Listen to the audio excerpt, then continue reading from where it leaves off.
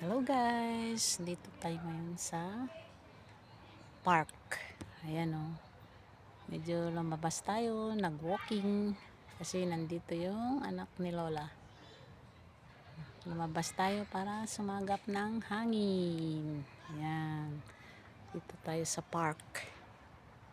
Ayan guys, park dito malapit kay Lola. Ayan.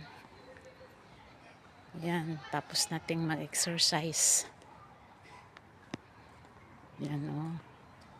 Yan, nag-walking tayo. Yan o, may mga tao dito, nagkatambay sila. Ganyan pag Friday. Yan guys, Shabbat Shalom.